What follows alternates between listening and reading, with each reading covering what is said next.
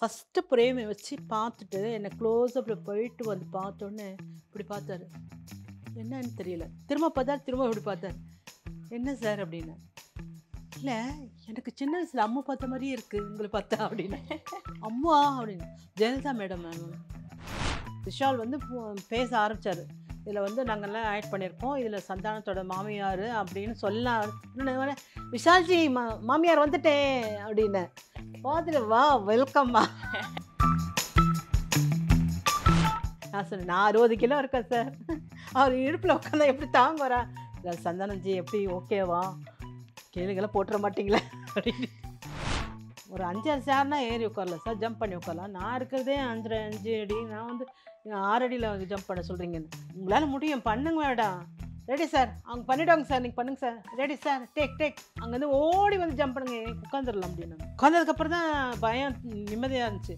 இங்கே ஸ்லிப் ஆகி வழுக்கி கிடிக்கி விழுந்துருமா பிளாஸ்டிக் சேரில்.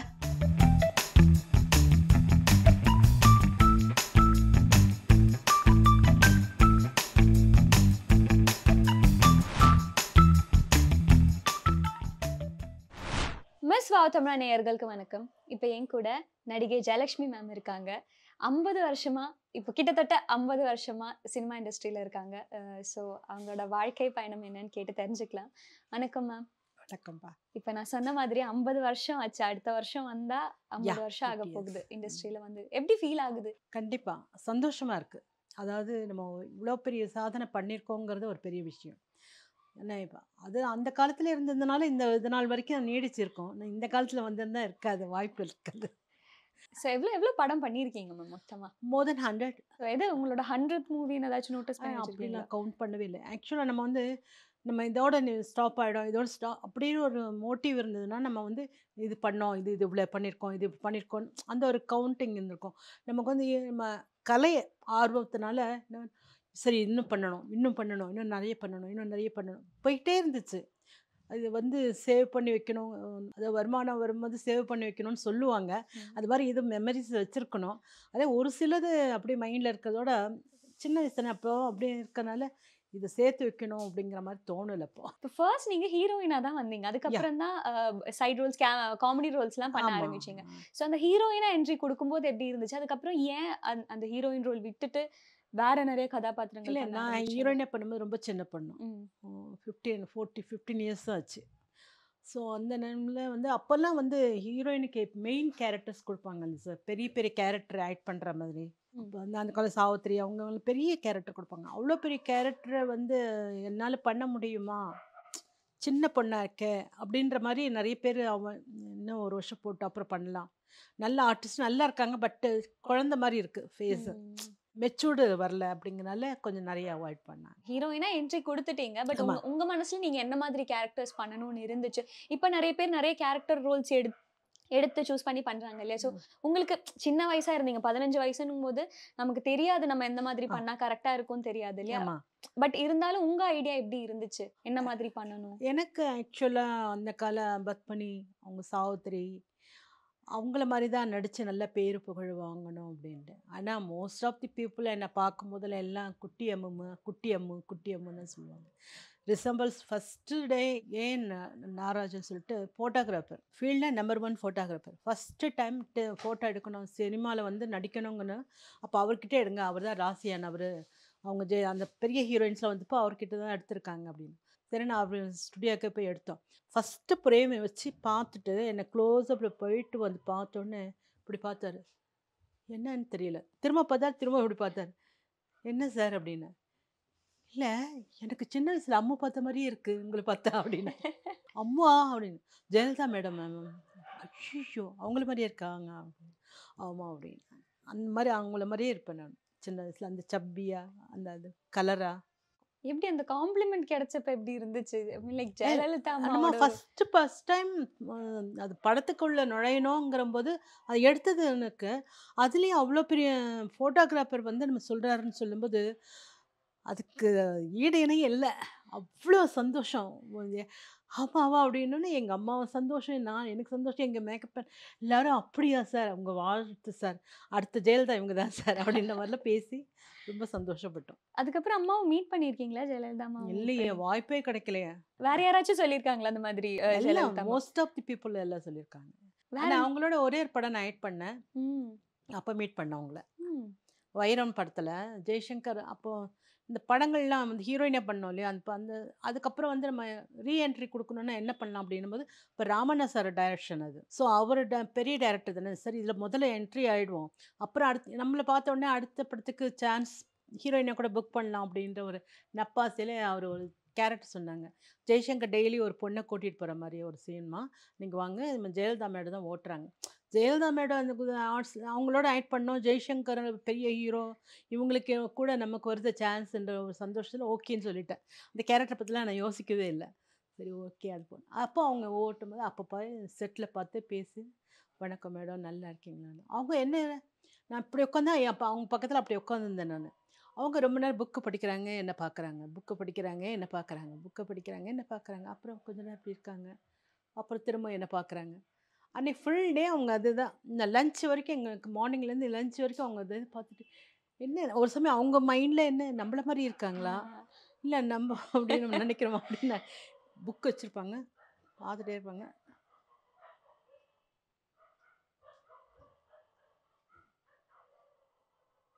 இப்படியே தான் பண்ணிட்டு இருந்தாங்க. என்னன்னே தெரியாது எனக்கு. அதுக்கப்புறம் டப்பிங் தியேட்டர்ல பார்த்தேன், பேசினேன். அதுக்கப்புறம் நான் பாரதிதாசன் காலனி வீட்ல இருக்கும்போது அந்த அந்த ஏரியால ஒரு மினிஸ்டர் இறந்து போயிட்டாரு. அப்போ அவங்க அதுக்கு வந்திருந்தாங்க. அதுக்கு வந்து நான் வெளியில அவங்க வர்றாங்கன்னு சொன்னோனே, வெளியில வந்து நின்னுட்டு எங்க ஃபேமிலில எல்லாரும் நின்னுட்டு வாசல்ல நின்னு பார்த்துட்டே இருந்தோம். அவங்க இப்படி போம்போதே கையாட்டோன்னே, அவங்க இப்படி பார்த்தாங்க. பார்த்துட்டு கையாட்டிட்டு இப்படியே போனாங்க பாருங்க. அந்த 3வது வீடு தாண்டுற வரைக்கும்.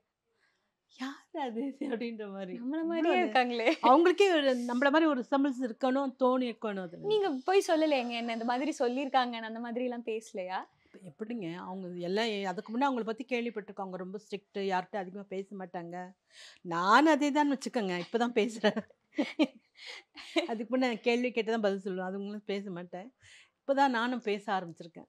ஸோ அந்த மாரி தான் அவங்ககிட்ட என்ன பேசணும் அப்போ சின்ன பொண்ணுங்கனால எனக்கும் தெரியாது. என்ன பேசணும்னு தெரியாது. ம். பெரியவங்கள பார்த்தா விஷ் பண்ணணும் அவ்வளோதான் தெரியும்.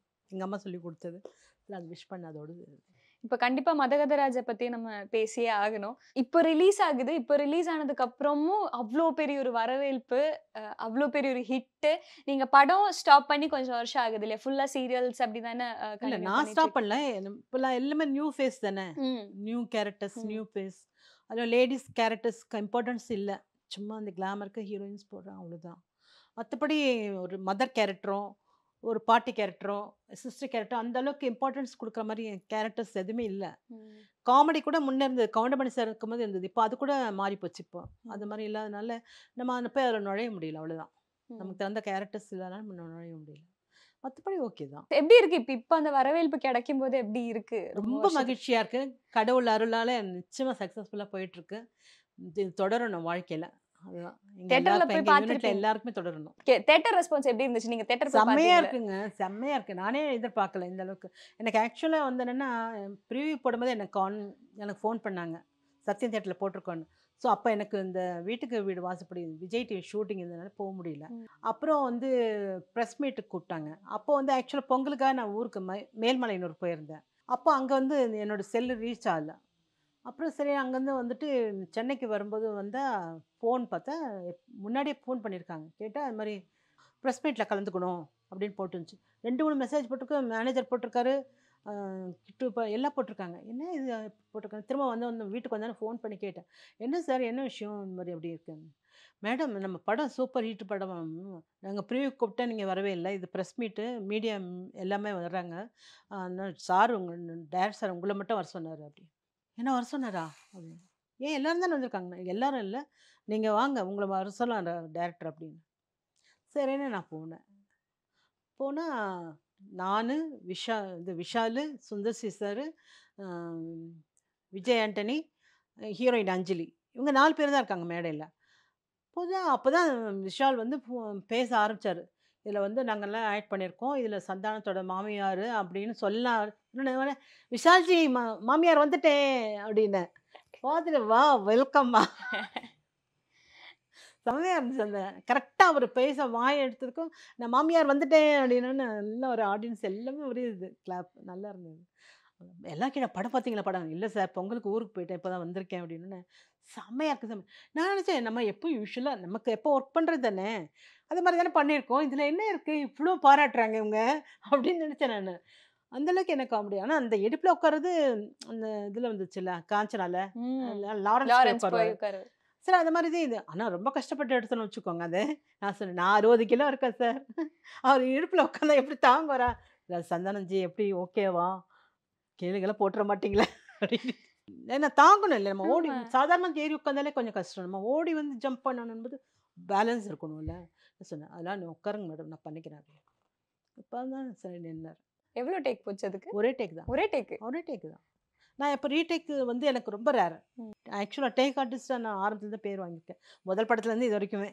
ரீடேக்குங்கிறது ரொம்ப ரேர். சில நேரம் பல டெக்னிக்கல் மிஸ்டேக்கு இல்லை வேறு எதுனா டங் ஸ்லிப்பு அந்த மாதிரி ஏதாவது வந்தால் தான் வரும். அதர்வைஸ் ரீடேக்கு கம்மியாக தான் வரும். ஸோ அதனால் பண்ண ஒரே டேக்கில் ஓகே ஆயிடுச்சு.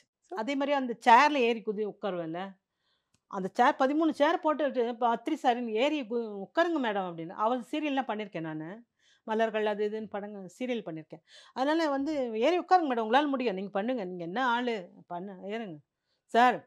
ஒரு 5 சேர்னா ஏறி உட்காரல சார் ஜம்ப் பண்ணி உட்காரலாம். நான் இருக்கிறதே 5 அடி நான் வந்து 6 அடியில் ஜம்ப் பண்ண சொல்கிறீங்கன்னு. உங்களால் முடியும் பண்ணுங்க மேடம்.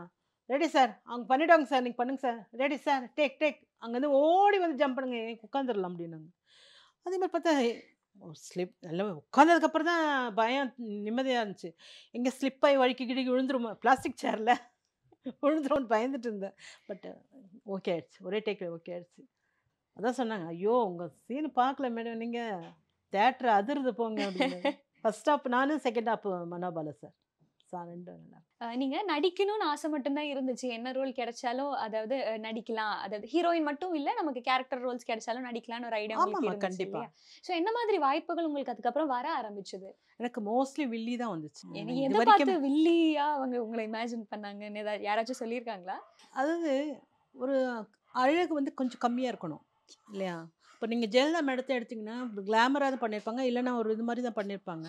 அவங்க ஒரு பேத்தாஸ் இது மாதிரிலாம் பண்ணியிருக்க வாய்ப்பு கம்மியாக தான் பண்ணியிருக்காங்க. ஒரு சில படங்கள் சவாலே சமாளி சம்திங் 2-3 படங்கள் தான் அந்த மாதிரி பண்ணியிருக்காங்க. மற்ற படங்கள் எல்லாமே அவங்க கிளாமர் ஹீரோயின் தான் பண்ணியிருக்காங்க. ஸோ என்னையும் அவங்க அதே மோட்டிவில் தான் பார்த்துட்டு இருந்தாங்க. அதனால் நமக்கு பெருசாக ஒன்றும் பண்ண தோணாது. ஏன் அது ஸ்ட்ரிக்ட்டா கிளாமர்ங்கிறது வேணான்னு ஒரு டிசிஷன் எடுத்தது எதனாலயா இருக்கும்? சின்ன வயசுலயே அப்ப நமக்கு தெரியாது. இப்ப தெரியாது. கிளாமர் என்னன்னே தெரியாத ஒரு தெரியாத வயசு. ஆமா ஆமா. அதே அப்ப எப்படி அந்த மாதிரி ஒரு ஸ்ட்ராங்கான ஒரு டிசிஷன் அது எடுக்கணுங்கிறது? எங்கள் மதர் தான். ம். மதர் தான் வந்து இல்லை என் பொண்ணுக்கு கிளாசிக்கல் தெரியும், நல்லா நடிக்க தெரியும், நல்லா தமிழ் பேச தெரியும். இவ்வளோ குவாலிட்டியை வச்சுட்டு அவள் எதுக்கு அது மாதிரி பண்ணணும்? கொஞ்ச நாள் வெயிட் பண்ணணும்னு வெயிட் பண்ணிகிட்டே இருந்தாங்க. அப்புறம் கொஞ்சம் சரி ரொம்ப நாள் ஆகிட்டு அப்புறம் சில பேர் வந்து நம்ம பத்திரிகை நண்பர்கள் அவங்க இவங்கெல்லாம் வந்து என்ன மேடம் நீங்கள் இப்படியே இருந்தால் அப்படியே இந்த நாட்கள் போயிட்டா இல்லை மறந்துடுவாங்க இல்லையா? யார் என்னன்னு தெரியாது. அதனால நீங்கள் அடிக்கடி பேட்டி கொடுங்கன்னா பேட்டி கொடுத்துருக்கேன். நிறைய புக்ஸ்லாம் வந்திருக்கு. கல்கிலாம் என்னை ரொம்ப பாராட்டியிருக்காங்க. கல்கண்டில் தமிழ்வாணன் சார் நிறைய பாராட்டியிருக்காரு. அதாவது நீங்கள் ஒரு படத்தை வந்து சிக்கனமாக அழகாக எடுக்கணும் உங்களுக்கு லாபம் கிடைக்கணும்னா கேஎஸ் ஜெயலட்சுமி புக் பண்ணுங்கள். ஏன்னா டேக் ஆர்டிஸ்ட் உங்களுக்கு ஃபிலிம் வேஸ்ட் ஆகாது அதாகாது. தமிழ்வாணனே அவருடைய கல்கண்டு இதில் வந்து எனக்காக எழுதியிருக்காரு. கண்டிப்பா மேம். பெரிய விஷயம் தான். இல்லைங்களா? பத்திரிக்கையாளர் அவர் எவ்வளோ பெரிய சோ நிறைய கேரக்டர்ஸ் பண்ணதுல உங்களுக்கு ரொம்பவே பிடிச்சு நீங்க ஆசைப்பட்டு உங்களுக்கு அந்த மாதிரி ஒரு கேரக்டர் வந்ததுன்னா என்ன கேரக்டரா இருக்கும்? எனக்கு ஃபஸ்ட்டு அக்னேஷ் அர்ஷன் நல்ல கேரக்டர் செம கேரக்டர் அது. அதுக்கப்புறம் வந்து புன்னகை மன்னல்ல ஓகே ரேவதிக்கு மதர் கேரக்டர் சிங்கள லேடி அது சவுக்காரம்மா வீட்டில் தான் எடுத்தோம் ஷூட்டிங்கு. அப்போது அது டிஃப்ரெண்ட்டாக சாரீஸ் கட்டணும். டிஃப்ரெண்ட் சாரீஸ் எனக்கு ஒரே ஒரு வாட்டி சொல்லி கொடுத்தாங்க. நீங்கள் டிஃப்ரெண்ட்டாக இப்படி பண்ணணும் இப்படி கட்டணும்னு சொல்லி கொடுத்தாங்க. நான் கற்றுக்கிட்டு அதுக்கப்புறம் அவங்க வீட்டில் ஷூட்டிங் எடுக்கும்போது மேலே கீழே நான் ஷூட்டில் இருக்கேன். வாங்க பண்டாரநாயக்கான்றாங்க. யாரா சவுக்காரம்மா யாரை கூப்பிட்றாங்க? திரும்பி பார்க்குறேன். பண்டாரநாயக்கா நான் உங்களை தான் கூப்பிட்றேன் அப்படின்னாரு. மேடம் என் பேர் கேஎஸ் ஜெயலக்ஷ்மி. அது உங்கள் பேர் நீங்கள் போட்டிருக்க வேஷத்து பேர் பண்டாரி நாயக்கா. இல்லை மேடம் வேறு பேர் சொன்னாங்க. நீங்கள் வாங்க இங்கே அப்படின்னு மாடி கூப்பிட்டாங்க. போனால் அப்படியே அந்த அம்மா மாதிரியே இருக்கீங்க அப்படின்னு. ஒரு கேரக்டர் போட்டோன்னா ஆப்டாக இருக்கணும் இல்லையா? ஸோ எந்த கேரக்டர் நான் போடுறேனோ அந்த கேரக்டர் மாதிரியே இருக்குன்னு சொல்லுவாங்க. அது புது புது அர்த்தங்களில் ஒரு வேலைக்கார கேரக்டர். அது ம். பஞ்சகச்சம் கட்டிட்டு அது கர்நாடகா அந்த இது மாதிரி சாரீஸ் அது கட்டும்போது அப்படி தான் சொன்னாங்க. ரொம்ப ஆப்டாக இருக்கு உங்களுக்கு. அதான் கேரக்டர் போட்டால் இப்போ நம்ம சிவாஜி சார் எப்படி எந்த கேரக்டர் போடுறோம் அதுக்கு சார் அந்த ரேஞ்சுக்கு நான் போல இல்லை சொல்கிறேன். ஏன்னா அந்த அந்த கேரக்டர்ஸ் இந்த அளவுக்கு இருக்குன்னா அதே மாதிரி எனக்கு எந்த கேரக்டர் போட்டாலும் அந்த கேரக்டர் கரெக்டாக ஆப்டாக ஆகிடும். அதுதான். இது ஒரு பெரிய விஷயம் மேம். நம்மள அந்த மாதிரி ரெகக்னைஸ் பண்றதே ஒரு ஆ. பெரிய விஷயம் இல்லையா? அதாவது இதுக்காக நம்ம மெனக்கெடுறது இருக்குங்க. ம். இந்த கேரக்டர் நம்ம இப்படி பண்ணணும். இதுக்கு நம்ம இப்படி பார்க்கணும், இப்படி பேசணும், இப்படி இந்த காஸ்டியூம் போட்டுக்கணும், மேக்கப் இப்படி பண்ணிக்கணும், இதுக்கு அதிகமாக பண்ணணும், இது கம்மியாக பண்ணணும். அந்த மாதிரி ஒரு இது இருக்குல்ல, அதெல்லாம் நான் ஃபாலோ பண்ணியிருக்கேன். அதெல்லாம் கரெக்டாக வந்திருக்கு. ஓகே. ஸோ கேரவன் இல்லாத சமயத்துல தான் நீங்க ஆமாம், நடிச்சிருக்கீங்க. உங்களுக்கு கண்டிப்பாக கண்டிப்பாக. தனி அப்ப என்ன மாதிரி இப்போ கேரவன் இருக்கு, எல்லாமே ஈஸியா ஆக்சசிபிளா இருக்கு எல்லாருக்குமே. வாஷ்ரூமா இருந்தாலும், ட்ரெஸ் சேஞ்ச் பண்றதா ஆமாம், இருந்தாலும். ஸோ அந்த சமயத்துல என்ன மாதிரி கஷ்டங்கள் இருந்துச்சு கேரவன் இல்லாததுக்கு? ரொம்ப கஷ்டம். காசு இப்போ நம்ம அவுடோர்லாம் போயிட்டோம்னா ஊட்டி, கொடைக்கானல் அங்கே இங்கே எல்லா இடத்துக்கும் போகிறோம்ல. அவுடோர் போகும்போது அவுடோரில் லேடிஸ் ம். நம்ம ரெஸ்ட் ரூம் போகிறது கூட ரொம்ப கஷ்டம். ம். அங்கேருந்து ஒரு 1/2 கிலோமீட்டர் நடந்து போய் எங்கேயாவது மரங்கள் அடர்த்தியாக இருக்குது, செடிங்கள்லாம் வளர்ந்துருக்கும்ல ஒரு நம்ம ஹைட்டுக்கு, அந்த மாதிரி இடத்துக்கு தேடி போயிட்டு ட்ரெஸ் சேஞ்ச் பண்ணோட ஒரு 2, 3 மரம் இருக்க மாதிரி பார்த்து அதில் ஒரு புடவைய கட்டி அதுக்கு நடுவில் புடவை ஜாக்கெட்லாம் மாற்றிக்கிட்டு. ரொம்ப கஷ்டப்பட்ட ஏதாச்சும் ஒரு படத்துல அந்த மாதிரி ஏதாச்சும் இருக்கா? ஞாபகம் இருக்கா? எனக்கு நான் முதல் படத்தில் வந்து சாங் சீன் தான். ம். முதல்ல எனக்கும் சிவகுமார் சாருக்கும் சிவகுமார் சார் வந்து கிண்டல் பண்ணி பேசுவாங்க. தாடி வெளுத்தது அது பண்ண சாங் அது. நானே என் ஃப்ரெண்ட்ஸ் எல்லாம் சேர்ந்து கிண்டல் பண்ணுற மாதிரி. அப்போது அது வந்து சேலம் சேலம்னாவே சூடு தான், பயங்கர சூடு. அதுலேயும் மார்ச் ஏப்ரலில் இன்னும் சூடு. ம். அதில் என் மலை கீழேருந்து மேலே ஒரு 50 எவ்வளோ கொஞ்சம் ரொம்ப தூரம் ம். நடந்து போய் மேலே வண்டி தான் போயிட்டு அந்த இடம் வந்து இந்த மாதிரி ஃப்ளாட்டாக இருக்கும். ம். கல் மலை மலை தான். ஆனால் அந்த இதெல்லாம் இல்லாமல் மலையே இல்லாமல் இந்த மாதிரி விஸ்தாரமாக கொஞ்சம் இடம் இருக்குது. அதில் தான் சாங் எடுத்தாங்க. இப்போ நல்ல சாங் எடுத்தோம், எல்லாம் பண்ணிட்டோம். பண்ணிட்டதுக்கப்புறம் லஞ்ச் கொடுத்தாங்க, சாப்பிட்டோம். சாப்பிட்டதுக்கப்புறம் ஒரு பெட்ஷீட் போட்டாங்க, அதில் படுத்து தூங்கிட்டேன். மேலே வெயில் கீழே சூடு, தூங்கிட்டேன் லஞ்ச் பிரேக்கில். பிரேக் முடிஞ்சு 2 மணிக்கு எழுப்புறாங்க எங்கள் மம்மி. ஜெயா எழுந்திரிம்மா ஷார்ட் ரெடி அப்படின்னு. எந்திரிச்சு பார்க்குறேன், கண்ணை திறக்க முடியல, அவ்வளோ வெயில். கீழே காலை வைக்க முடியாது, அவ்வளோ சூடு. அந்த சூடுலேயும் அந்த வெயிலையும் தூங்கியிருக்கேன். அப்போ அந்த வயசில் எனக்கு அவ்வளோ டயர்டாக இருக்கு அந்த சாங் ஆடி நம்ம அந்த என்னால் மறக்கவே முடியாது. இப்போ நம்ம எவ்வளோ ஏசி போட்டாலும் தூக்கம் வராது இல்லை. இப்போ நம்ம ஏசி ஃபேன் இல்லைன்னா தூங்கவே முடியாது இப்போ. அந்த வெயில்லையும் அந்த இதுலேயும் அந்த அந்த அளவுக்கு ஆட்டம் ஆடி தூங்கியிருக்கேன் நான். அது என் லைஃப்லேயே மறக்க முடியாது. ஸோ நெறைய படங்கள் பண்ணியாச்சு. அதுக்கப்புறம் கம்ப்ளீட்டா மாறி சின்ன திரைக்குள்ள வந்தாச்சு. ஆமா. சீரியல்குள்ள நடிக்க ஆரம்பிச்சாச்சு. சித்தி சீரியல், தென்றல் சீரியல், நெறைய சீரியல். எப்படி சீரியல்குள்ள எப்படி என்ட்ரி? ஆக்சுவலாக அந்த சீரியலுக்கும் எனக்கு கவிதாலயம் தான் முதல்ல இது. ரகுவம்சம் தானே மெயின். முதல்ல ரகுவம்சம் தான் மெகா சீரியல். அதில் எனக்கு ஜோடி வந்து கல்லப்பாட்டு நடராஜன். அந்த காலத்தில் பெரிய டான்ஸர், அது ஃபைட்ரு அண்டு வில்லன். ம். அந்த மாதிரி பெரிய ஆர்டிஸ்ட் தான் அவர். ஆக்சுவலாக நான் அவர் கருப்புன்னு இன்னும் கலரு இப்போ இருக்கிறதுல அது அப்போ இன்னும் கலராக இருப்பேன். அது என்ன சொல்லுவாங்கன்னா கோல்டு மாதிரி இருக்கும் ம். கலர்ஸ், எல்லோவா அப்படி இருப்பேன் நான். எல்லாம் சொன்னாங்க, இவருக்கு இவங்க ஜோடியா, இவருக்கு ஜோடியான்னு ஒரே கிண்டல் பண்ணுவாங்க எல்லாருமே. சார் பாவம் சார் கருப்பாக இருந்தால் நான் இப்போ நீங்கள் கூட கருப்பாக இருக்கீங்க, நான் என்ன சொல்கிறேன்னா இல்லை பாவம் சார். ஆனால் 2 பேருக்கும் நல்லா ஒர்க் பண்ணார், நல்லா கோஆப்ரேட் பண்ணி நல்லா பண்ணார் ரகுவம்சம். அதுலேருந்து நிறைய சீரியல் சின்ன திரையில் கேபி சார் டைரக்ஷனில் நிறைய பண்ணிட்டோம். ம். அவர்கிட்ட பேர் வாங்குறது பெரிய விஷயம். தொடர்ந்து பண்ணுறது என்ன அதை விட பெரிய விஷயம். எப்படி இருக்கு? அந்த டிஃபரன்ஸ் எப்படி இருந்துச்சு? நம்ம படத்துல இருந்து சீரியல்குள்ள வந்த பிறகு இல்லை எல்லாமே ஒன்று தானே, எல்லாமே கேமரா தான். இப்போ நீங்கள் எடுக்கிறதும் கேமரா தான். அவ்வளவுதான். ஸோ எனக்கு கேமரா முன்னாடி நான் இருக்கேன் அவ்வளோதான். மற்றபடி எனக்கு மைண்டில் அது இதெல்லாம் இது தாழ்த்தி பார்க்கறது, உயர்த்தி பார்க்கறது இதெல்லாம் எனக்கு தெரியாது. நம்ம ஒர்க்குன்னா ஒர்க்கு அவ்வளோதான். இப்போ இது சித்தி சீரியல்ல ராதிகா அம்மா கூட நடிச்சிருக்கீங்க பண்ணியிருக்கேன். இல்லையா? அந்த எக்ஸ்பீரியன்ஸ் எப்படி இருந்துச்சு? அவங்க கூட சினிமால சினிமா பண்ணியிருக்கேன், ம். கும்மி பாட்டு பண்ணியிருக்கேன், அப்புறம் என்ன கேளடி கண்மணி பண்ணியிருக்கேன். 3 படம் அவங்களோட பண்ணியிருக்கேன் நான். நல்ல ஆர்டிஸ்ட் என் கூட. எனக்கு எங்களுக்கும் அவங்களும் எந்த ப்ராப்ளம் கிடையாது. நல்ல ஃப்ரெண்டாக தான் இருக்கும். அதுக்கப்புறம் அதாவது படம் பண்ணி அவ்வளவு வருஷத்துக்கு அப்புறம் திருப்பி சீரியல்ல அவங்கள பார்க்கும்போது அது எப்படி இருந்துச்சு? நீங்க என்ன மாதிரி கான்வர்சேஷன்ஸ்லாம் இருந்துச்சு ஞாபகம் இருக்கா? நான் ஆக்சுவலாக ரொம்ப யாருமே ரொம்ப க்ளோஸாக போக மாட்டேன் நான். ஏன்னா ரொம்ப க்ளோஸ் அப்னா பிரச்சனை தானே இல்லையா? அதனால் இப்போ எப்படி நம்ம உட்காந்துருக்கோமோ இது மாதிரி ஹலோ மேடம்னு ஹலோன்னு என்னை பார்த்தோன்னே ஹாய் அப்படின்வாங்க, எப்படி இருக்கீங்கன்னுவாங்க, குழந்தெல்லாம் எப்படி இருக்குன்னுவாங்க, அதெல்லாம் விசாரிப்பாங்க. நானும் இது பண்ணுவேன். ஏதாவது சாப்பாடு எதனா கொண்டு வந்தாங்கன்னா சாப்பிடுங்கன்னுவாங்க, அதெல்லாம் ஓகே. மற்றபடி நான் ரொம்ப க்ளோஸாக யார்கிட்டையும் போக மாட்டேன். ஆக்சுவலாக தூர்தர்ஷனில் கோபால்ஜின்னு ஒரு பெரிய ப்ரொடியூசர்.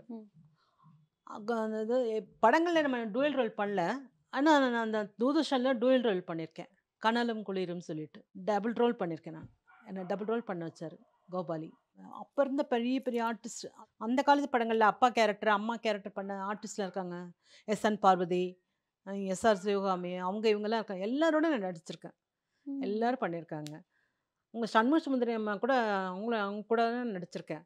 அப்போது அந்த புன்னகை மன்னன் டப்பிங் அப்போ போயிருந்தப்போ அப்போது கேட்டாங்க, நீ என்னம்மா பண்ணுற இந்த படத்தில்ன்னு. நான் ரேவதிக்கு மதுரா பண்ணுறேன் அப்படின்னு. ரேவதிக்கு மதுரா இவ்வளோ சின்ன பொண்ணா நீயா அப்படின்னு. ஆமாங்க, கேபி சார் படம் மதர் கேரக்டர் இருக்குன்னாரு. சரின்னு பண்ணுறேன் நான் அப்படின்னு.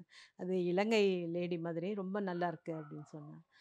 நம்ம அது அநியாயம், இந்த பொண்ணு போய் அம்மாவாப்பா, இந்த பொண்ணு போய் அம்மா கேரக்டர் பண்ணுதாப்பா, புலம்பி தீர்த்துட்டாங்க அன்னைக்கு. இப்போ நடிக்க ஆசை இருந்த யாருக்கு கூடயாச்சும் நடிக்க முடியாமல் போயிருக்கா? அந்த மாதிரி இருக்கா? வாத்தியாரோட சான்ஸே கிடைக்கும். ஆனால் கடைசியில் எனக்கு கிடச்சது எப்போன்னா 83 டிசம்பரில் கிடச்சது எனக்கு வாய்ப்பு. ஏன்னா அப்போ அவர் முன்னிலையில் நான் பரதநாட்டியம் ஆட வேண்டிய சூழ்நிலை கிடையாது. அப்போ அது அவருக்காக ஃபிக்ஸ் பண்ணது. தண்டாயுதபாணி பிள்ளை அவங்க தான் டான்ஸ் மாஸ்டர் எங்களுக்கு. நானும் என் சிஸ்டரும் ஆடிட்டு இருந்தோம். அவங்ககிட்ட கற்றுக்கிட்டோம். அப்போது வந்து இந்த மாதிரி மேரேஜ் ஆகிடுச்சு எனக்கு. 83 ஜூலையில் மேரேஜ் ஆச்சு. ஆனால் 83 டிசம்பர் 12 வந்து அங்கே ஈரோடு தானே வேணும், ஈரோடில் அது. சரின்னு நாங்கள் போயிட்டோம். எம்ஜிஆர் முன்னிலையில் டான்ஸ் ஆடணுன்னா எவ்வளோ பெரிய நமக்கு அந்த பெரிய பாக்கியம் இல்லையா உலகத்திலேயே. சரி வாத்தியார் முன்னாடி ஆட போகிறோம்னு சொல்லிட்டு நல்லா போயிட்டு எல்லாம் ரெடி ஆகிட்டு போயிட்டோம். மேடையில் போய் நின்றுட்டே இருந்தோம். பார்த்தா பக்கத்தில் ஒரு மேடை. என்னங்க இங்கே ஒரு அங்கே ஒரு மேடை இருக்குன்னு. அது அன்றைக்கி வந்து ஜீவா ட்ராவல்ஸ் வந்து திறப்பு விழா கலெக்டர் ஆஃபீஸ் பக்கத்தில் தான் அது ஓப்பன் பண்ணியிருந்தாங்க. அதை மீட்டிங் பேசுகிறாரு எம்ஜிஆர் அப்படின்னு. சரி பேசிட்டு வந்துடுவார், எப்படி 7 மணிக்குள்ள வந்து நம்ம 7 மணிக்கு தான் ஆரம்பிக்க போகிறோம், 7 மணிக்கு வந்துடுவாருன்னு. அப்புறம் கொஞ்சம் நேரம் அப்படியே வெயிட் பண்ண மணி 7:15 ஆயிடுச்சு. என்ன ஆச்சு இன்னும் வரலையே, 7:30 ஆயிடுச்சு இன்னும் வரலையே, எப்போ வருவாருன்னு. மீட்டிங் முடிச்சுட்டு வர மீட்டிங் முடிச்சு எப்போ வருவார். அப்போ மீட்டிங் முடியணும் 9:30 ஆகிடுமே, அவர் லாஸ்ட்டில் தானே பேசுவார்.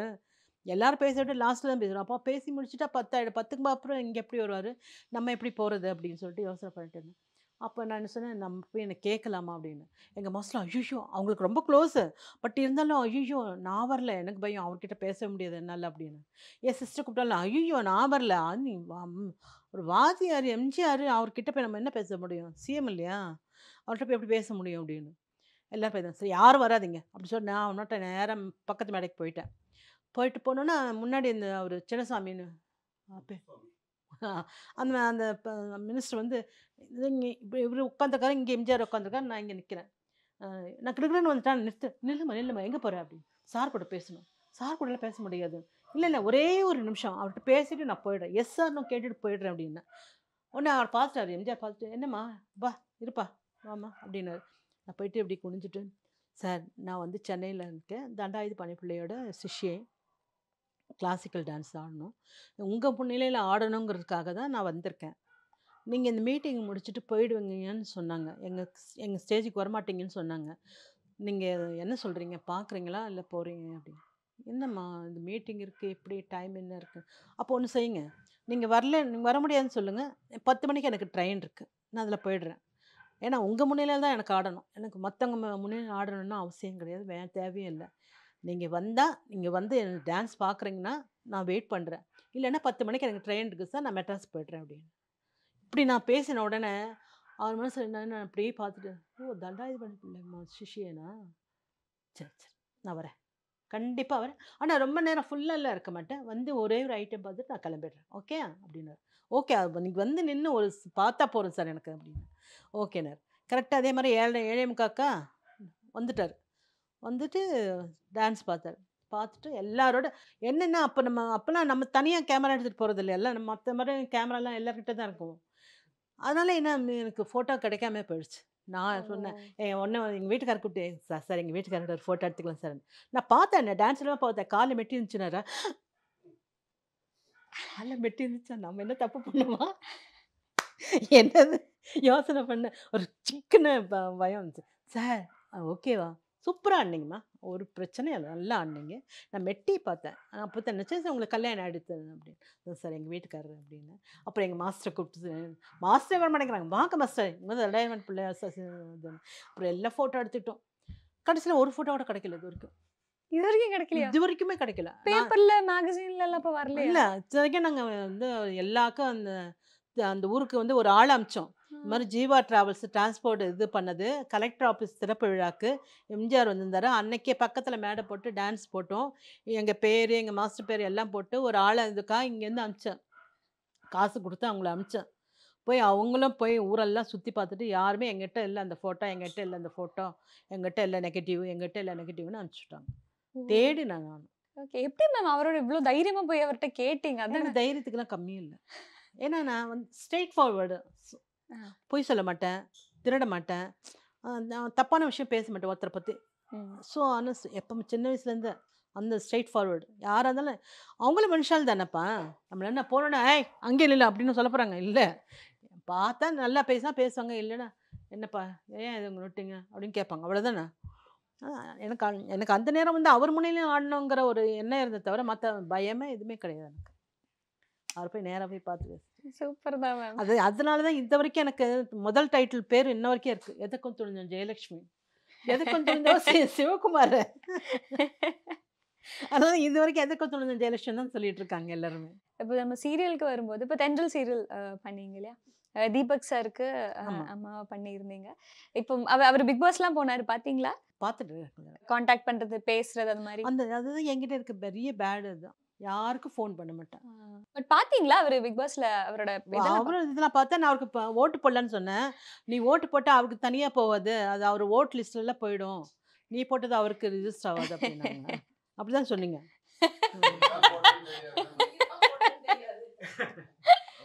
நான் போட்டது தெரிஞ்சா தானே எனக்கு தீபக்கு நான் போட்டேன்னு தெரியும். யாரோ போட்ட ஒரு லிஸ்ட்ல அது இருந்தா நான் எதுக்கு போடணும் அதுக்கு அப்படின்னு விட்டுட்டேன். வெளிய வந்ததுக்கு அப்புறம் கூப்பிட்டுருக்கீங்க. அது கூப்பிட்டுருக்கேன். நான் தான் பேச மாட்டேன்னு சொன்னேன். ம். யாருக்கும் ஃபோன் பண்ண மாட்டேன், பேச மாட்டேன், சான்ஸ் கேட்க மாட்டேன். அப்படியா? நமக்கு வரதுதான். நான் எனக்கு என்ன தேடி எது வருதோ அதை விட மாட்டேன். நானா பண்ணியாச்சு. போய் சார் எனக்கு சான்ஸ் கொடுங்க, எனக்கு சான்ஸ் அப்படி யார்கிட்ட கேட்க மாட்டேன். ம். ஏன்னா எனக்கு நமக்கு டேலண்ட் இருக்கு, அழகு இருக்கு, கடவுள் கொடுத்த எல்லாமே இருக்கு, அருள் இருக்கு, கடவுள் அருள் இருக்கு. தென் ஒய் இல்லையா? கரெக்ட் தானே? திமிரு இல்லை அது. ம். It's true. ம். அதனால Correct. தான் ஒரு சீன் வந்து அவ சரிதா வீட்டிலேருந்து சமையல் சாப்பாடு பலகாரம் வரும். ம். பலகாரம் வந்தோடனே இதெல்லாம் யார் சாப்பிடுவா அப்படின்னா, இருந்தாலும் அந்த பலகாரத்தை பார்த்தோன்னே எனக்கு ஒரு ஆசை சாப்பிடணும், அப்பத்தை சாப்பிடணும் அப்படின்னு. அப்புறம் எல்லாரும் போனதுக்கப்புறம் எடுத்து வச்சுட்டு வாயில் வச்சுட்டு எல்லாம் 2 3 அப்பமா எடுத்து வச்சு சாப்பிடுவேன்.